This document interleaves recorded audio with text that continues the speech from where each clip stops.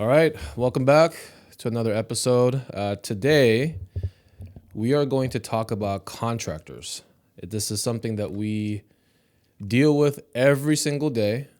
We are reviewing bids for ourselves, for our clients, our friends, family, everybody, because number one, we know a lot of contractors.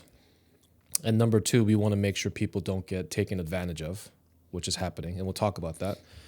But before we start, we just like to ask you guys to like, subscribe, comment. If you enjoy any of this content, we want feedback. We want to know what you guys are thinking so that we can cover that on our next podcast. So just to kick us off, Peter, I know you have a lot of juicy stories. We were just talking about it before we sat down here, but what do you see as the problem right now with contractors and contracting jobs? Yeah, I ultimately, as people who run a business, like we can understand the frustrations of running a business. I think a lot of contractors, they fall into prey of, we could always use more money. It's like, I think I don't want to just have a session of, hey, contractors are bad people, they're selfish, et cetera, et cetera. I think it's just they don't know how to run a business very well. A lot of them don't really know how to run a business well. They know how to fix things, right? That's their craft. And it used to be as simple as that. Like, I'm just going to go fix things for you. But I think now, because we're in a world where we want to scale, we want to get bigger, better, we should be getting more. You and I know it's like the more money you make, it doesn't mean like, oh, I have enough. There's always more you could do. You can go on more vacations. You could, buy the bigger home and et cetera, et cetera. And so I just feel like there's a dynamic happening in the contractor world that needs to be addressed, figure out what exactly is going on, what is it wrong what they are doing, like how do we end up fixing this.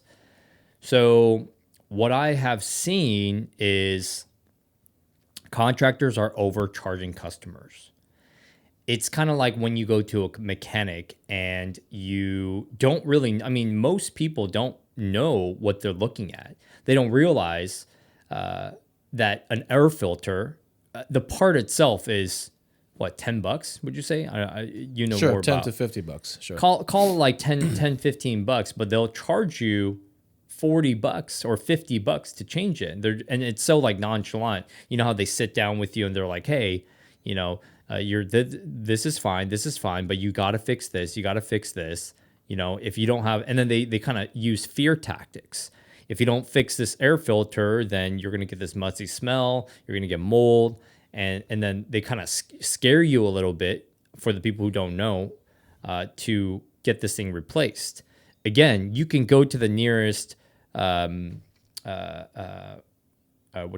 parts store, and you can just get the air filter, do one pop, right? You just pop it open, take out the old one, put the new air filter, and it's done, right? But most people don't know that. So that same thing is, I feel like, happening in the contractor world, where most people don't know what's wrong with their home, right? It's like, oh, my furnace isn't working. Well, I need someone to fix it because it's cold, it's winter, I need to fix it.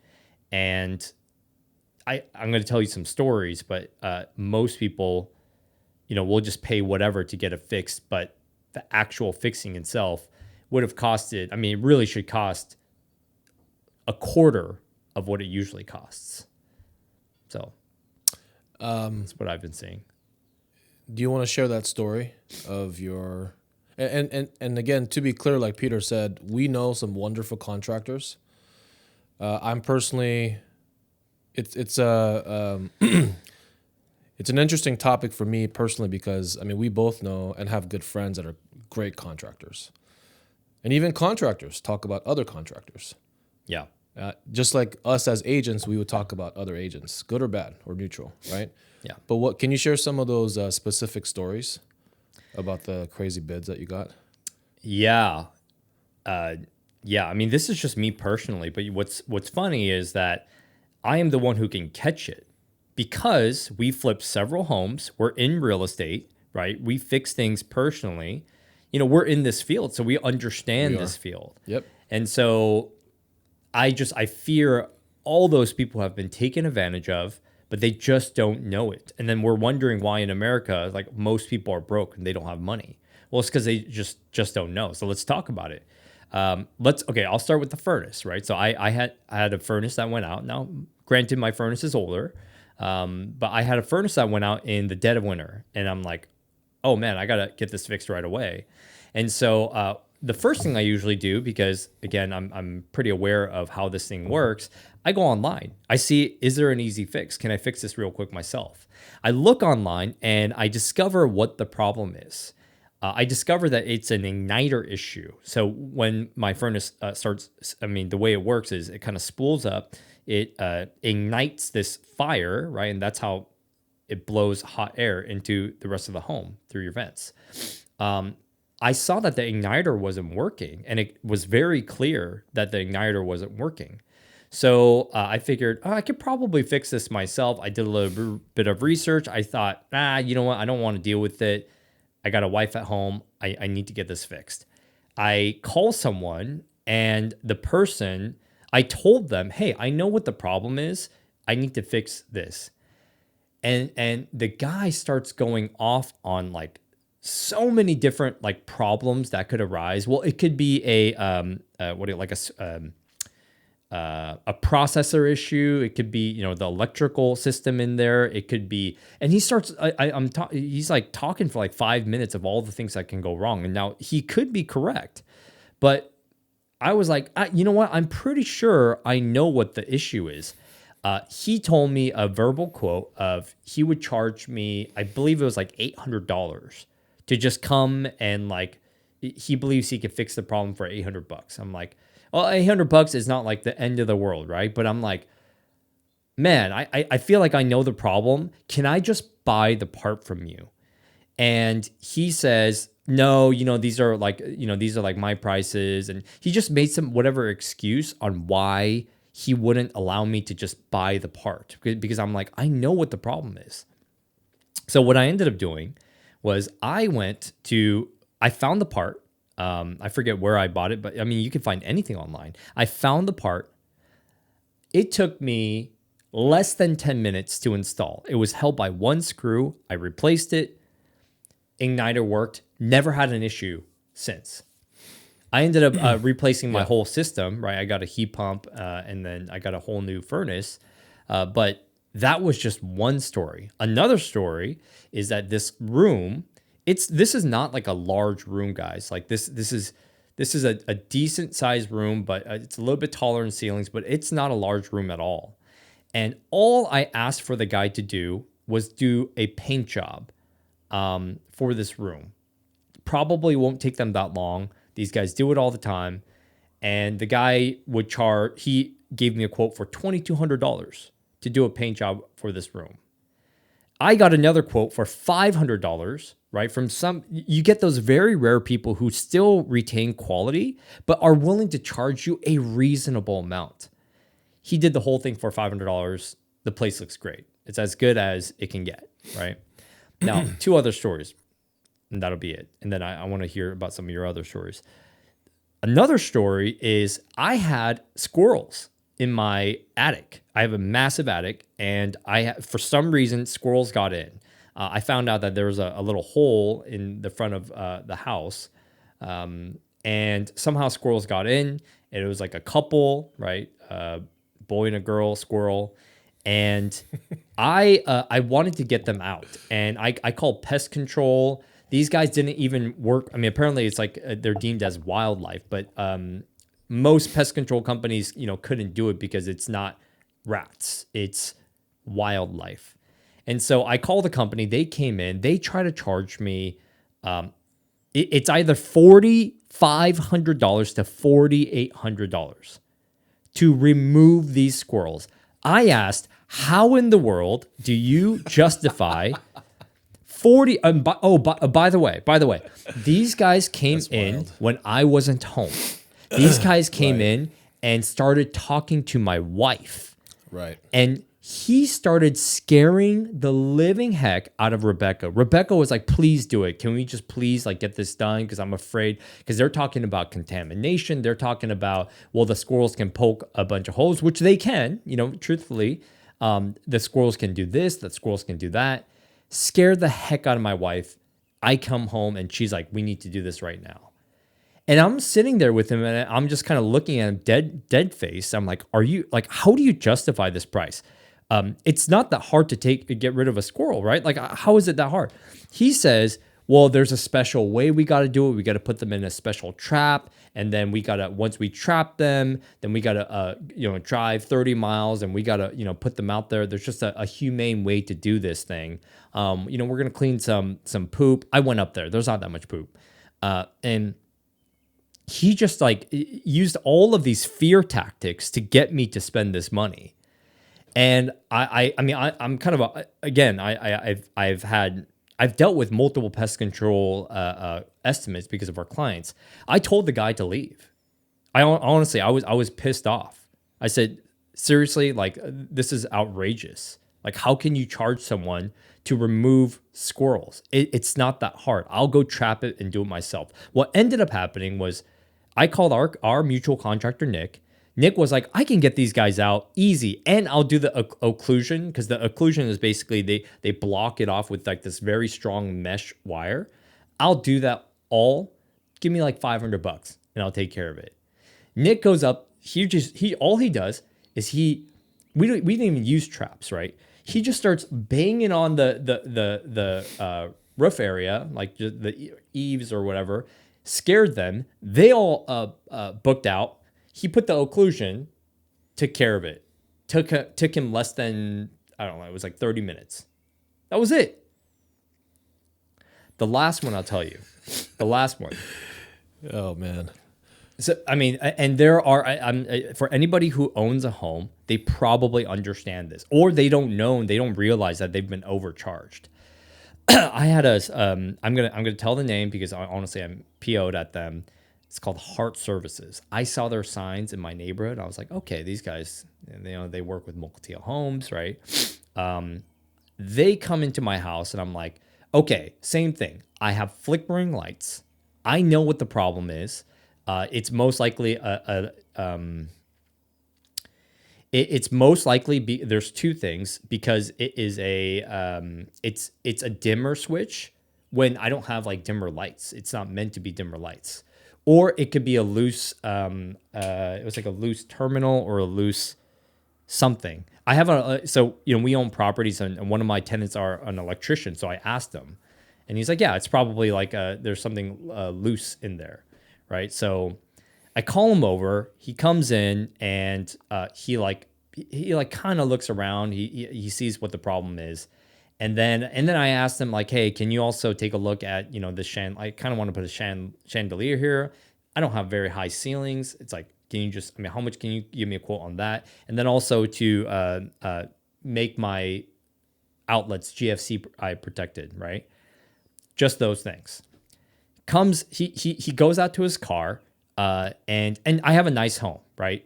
It's like, when someone sees it, and I'm on a golf course, so immediately they're starting to think, oh, I could charge this guy a lot.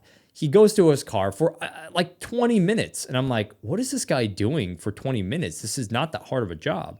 Because I told him like, it's probably one of these two things. He comes back, gives me a quote, and I have the quote of $4,200 to fix my flickering lights. Yeah. and some other, chandelier, which it's a DIY project, right? I'm like, so I kindly, again, because I know, I kindly tell the person to leave. And I'm like, there's just no way. I go to Home Depot. I just get a new box, like basically new switch, of the proper switch, which was one of the most obvious problems. I come back, I had to get a wire cutter. So it's like the total cost, $15. Wire cutter was $8 off Amazon, came right to my door. The actual switch was like $5. Okay. So I'm in $15. Takes me 10 minutes to replace that switch. I have never had a flickering light problem since. And then, by the way, when I asked him to justify the price, he's like, well, I got to check this. It takes a lot of diagnosing. I mean, we're talking like several hours worth of work just to fix this. That's what he said. It could take several hours to diagnose everything. I got to test every switch. I got to look at the electrical. I'm like, oh my gosh. So I'll end with that. Sorry, I'm a little frustrated here. Do you need a hug? Clear.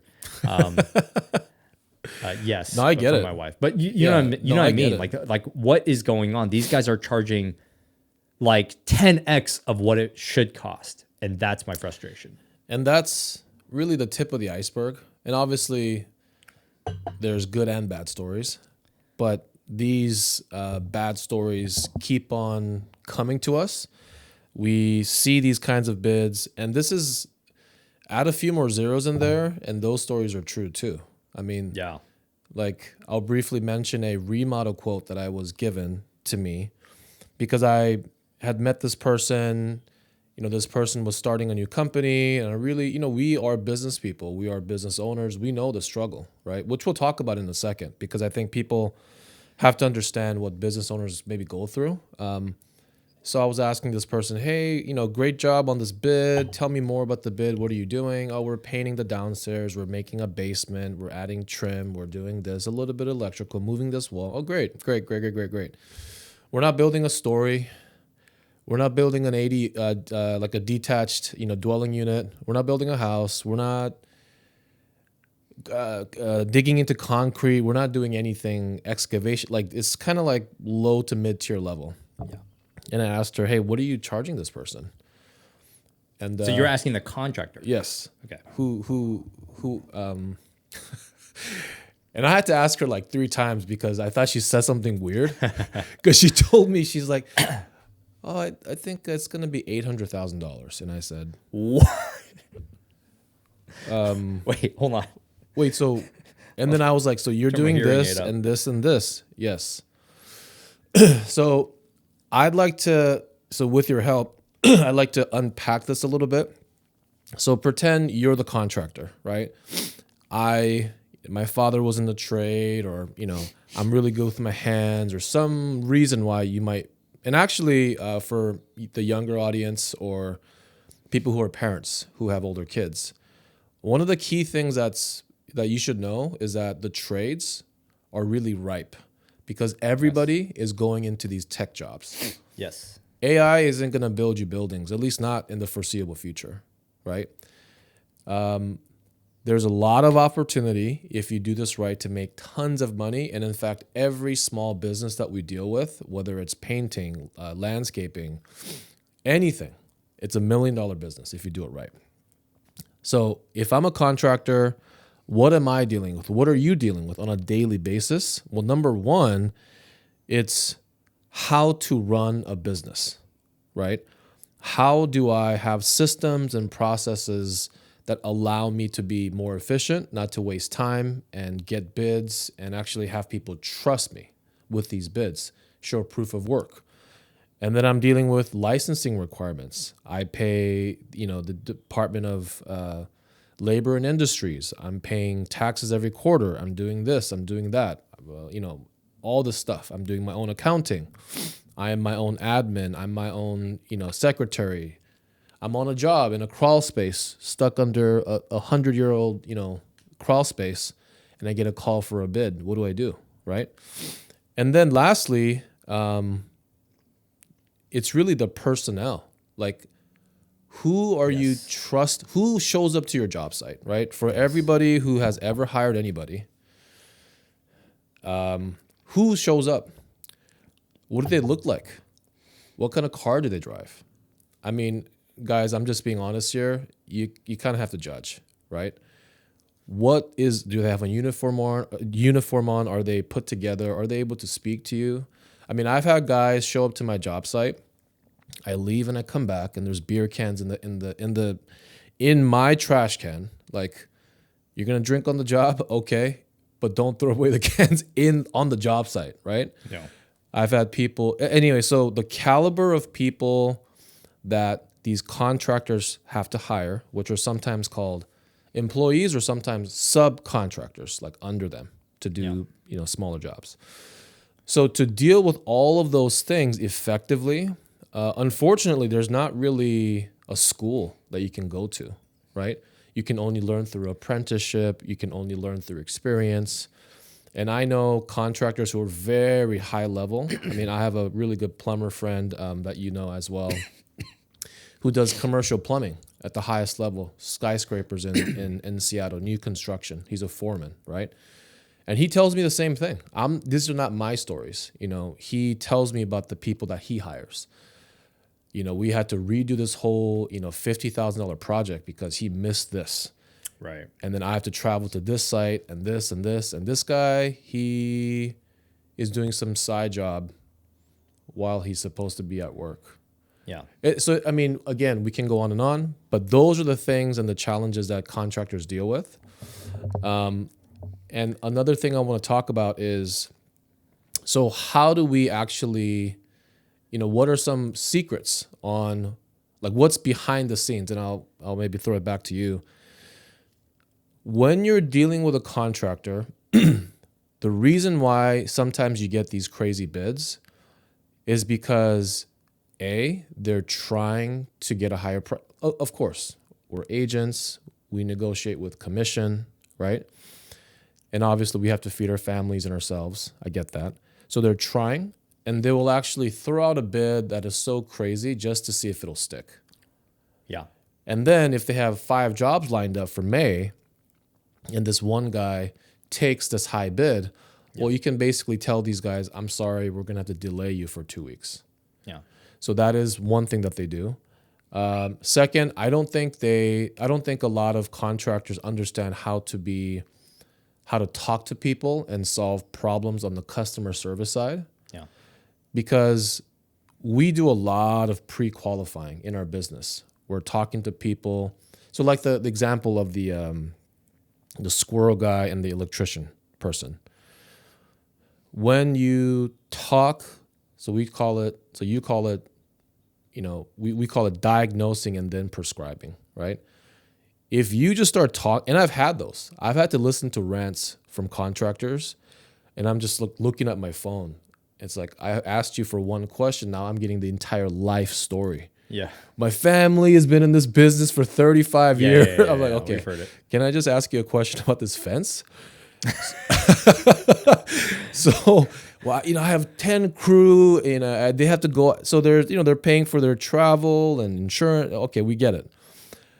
But the mere act of qualifying people and building value in the conversation, I think, is a skill that's missing. And it's just things that people don't really teach you.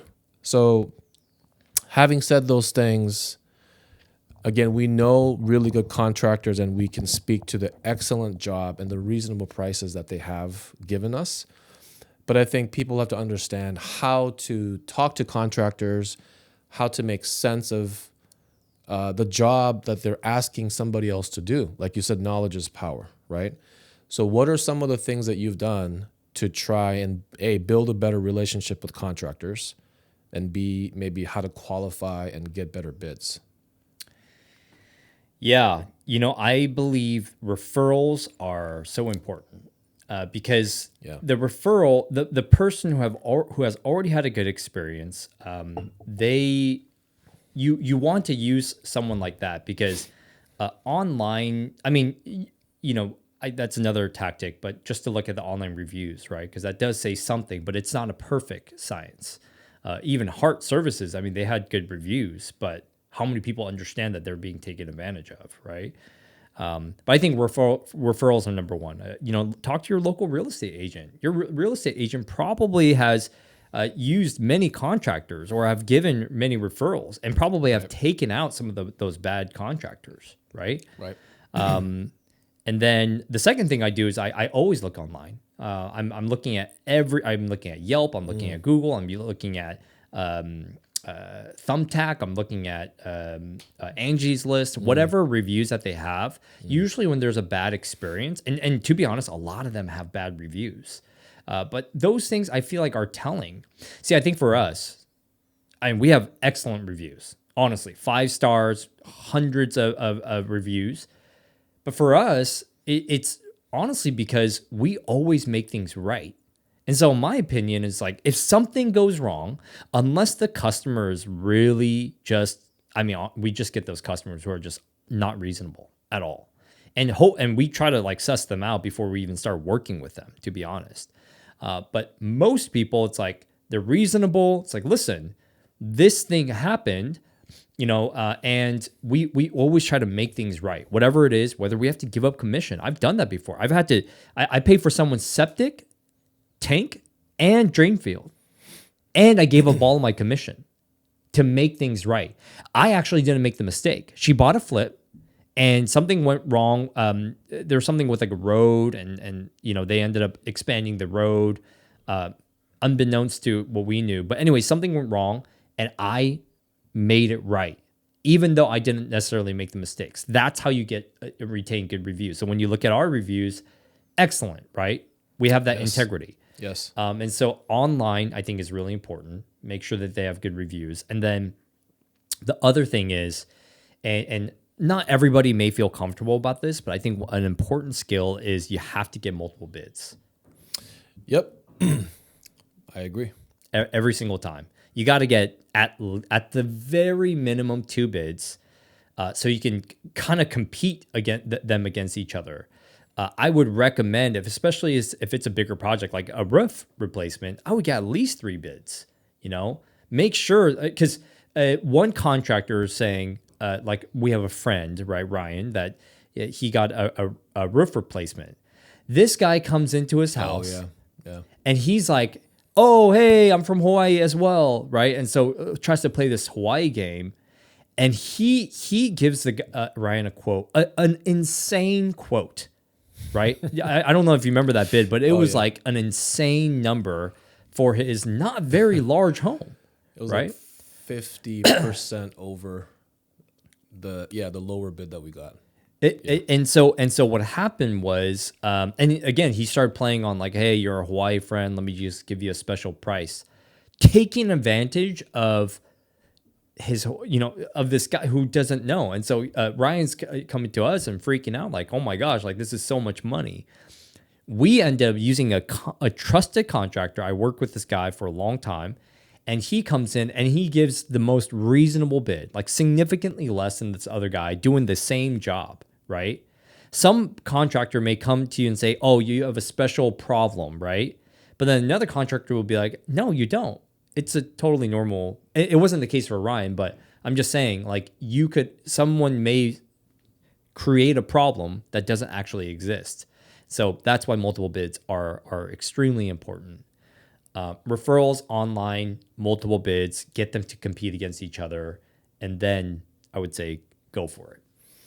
I'll add to that and say, if you are a homeowner or an owner of a car, I mean, anything that you're going to be dealing with on a daily, weekly, monthly, yearly basis probably for the rest of your life, right? Yeah. Another topic is health. It's another thing, but anything that you're constantly dealing with, I do believe that it's worth your time to know about these things, and the bids are a huge first step. Nobody's asking people to, tear off shingles on their roof, right? Nobody's asking you to go up on the roof. But to know conceptually how roofs work and how bids are done, like do you put a roof on the old one versus rip it off? How's that going to affect your resale? Is that going to affect snow load? I mean, we could go on and on, right? Yeah. But just having some idea, like your air filter thing about the cars, it's like, okay, there's so much information now. Online, yeah. And you can spend 5 to 10 minutes. Don't go crazy. Don't spend a whole weekend. I mean, spend an hour maybe on this thing that's going to cost you probably tens of thousands of dollars in your lifetime. And to know what the contractors are talking about, just like when because I've had many surgeries. I've had shoulder surgeries, knee surgeries. And I got to a point where I was like, I need to know what this guy's saying. And I learned about anatomy. I learned that this is a humerus and there's a thing and there's and when I use those words and I'm actually listening to what they're saying, it actually makes them perform better as well, because they know that, oh, this guy actually is studied and he's aware. He's gotten 2 bids. So then it's like, what is your value, right? Sell me your value. So I think those are very, very smart ideas. And I do think it's worth your time to invest in. Oh, I 100% do. I mean, the way they are overcharging, I mean, you're talking about an $800,000 bid when it probably is closer to like a $300,000, job or something. I'm still struggling with that one. But you understand that it's like, okay, I work in tech. I make X amount of money. Is this worth my time? And the answer is yes, because you're talking about an hour worth of your time studying, getting multiple bids and this and that to save like easily 10 grand, right? Just like that, just by working with the right person. One thing I'll mention is that you're right. There's not as many people in the trades right now. And so that's why they're making more than tech people are. I mean, seriously, people making $1 million a year in the trades because there's just not as many people in the trades. And so they're charging so much more, right? And one of the things that I recommend is, again, we're talking about, is it worth my time? DIY. Just look online, right? Just see if you can, if it's an easy enough fix. I'm not talking about a roof replacement, but I'm talking about, can you replace, can you fix the paint, right, in your house? Or can you replace the pipe? Or can you replace the toilet? We had a friend who got quoted a crazy amount to replace a toilet. But then how hard is it to replace a toilet, right? Maybe it is hard, but it's just, I feel like it's worth that extra time. And I feel like DIY is now becoming way more attractive because of how much people are charging. Wouldn't it be nice if you could just call somebody and get a live video call to help you fix the problem? TBD. Yeah. At the end of the day, when you're dealing with a person, a professional, again, multiple touches throughout your life, doctors, lawyers, CPAs, gardeners, agents, whatever, right? You don't want to just butt heads with them all the time. So like you said, doing the bids, getting the multiple bids, spending a few minutes online, looking at things, it's going to help you to understand where they're coming from as well. And if you look at a 10-step instruction on how to replace a toilet, and you're like, I don't want to get doo-doo on my hands, right? Like, if you don't want that, then the value of you calling the contractor, you're starting from a much, in my opinion, a better standpoint. Yeah. Like, this is a professional, and I do believe these guys should make a lot of money if they run a very well-run business and they're getting repeat business through referrals. Because like the guy that charges $4,000 for that switch, I doubt he's getting boatloads of referrals, right? We do pay our contractors well because we give them repeat business and they take responsibility for their actions. Like you said, mistakes are made. Nobody's perfect. We're not God. So then he makes it right. And the experience at the end is like, I would recommend Nick or, whoever. So I think that the education really helps you to understand what the other side is. And then you're able to make better decisions for yourself and your family. And hopefully that'll lead to cost savings, less frustration, and just people being able to talk to each other, and us all helping each other. And now your friend gets a great plumber or an electrician, and you help them and they help you. Yeah. We would hope for everyone to have integrity in this industry. It's just they don't, right? And so how do we make it better? I think we also have to have less naive owners that can make sure to protect themselves, because people will take advantage of you most of the time. In this greedy capitalistic world, most people will take advantage of you, and you have to learn how to protect yourself. So that's, why we're talking about this. So yeah, honestly, anybody who knows us knows that they can call us for any advice. We have referrals too. So if anybody's dealing with anything, home related, please, I would ask that they call us. one thing I'll mention, just it just popped into my mind is, yeah, absolutely call us, because, you know, for we have a lot of clients who live on the east side. So for those of you guys who are in Washington State, the east side is like the nice area of town. I'm sure you guys have heard of Seattle, but then Bellevue is like one of the richest cities. Honestly, they're like Sammamish, Redmond, Bellevue. They're like the richest cities in the nation, if not the world. The contractors will charge you extra just because you live in these cities. Just because there's like a tax. I forget what it's called. It's just the east side tax. That's what we call it. Tell them you live in Tacoma. I'm just kidding. The east side tax. Like, just because you live on the east side, they will charge you more because they feel like you have the money, because you have more money. Now, all contractors do this, but all I'm saying is that's why it's like having someone to look over your shoulders. And that's why a lot of our clients go to us, because they're like, hey, you know, I had someone come by and this was the quote. Is this normal? And I'm like looking at him like, oh my gosh, no, absolutely not. And I get someone who's trustworthy to go out there and give like 70% of the bid, 60% of the bid. And so anyway, that's, yeah. So just please be careful, guys. Yeah. Please protect yourselves. Please don't be taken advantage of. Please ask for advice. Please get second opinions. Please look online, DIY. I mean, I know these are things that you just don't have time for, but at the end of the day, I mean, you're saving a lot of money. And because there are people who are falling into these schemes, unfortunately, that's why, you know, contractors are just charging more. So thank you guys for watching. Again, please subscribe. Please like our video. It just takes one click of a button. It really does help our algorithm. And so we appreciate you guys joining us, and we'll see you guys on the next video.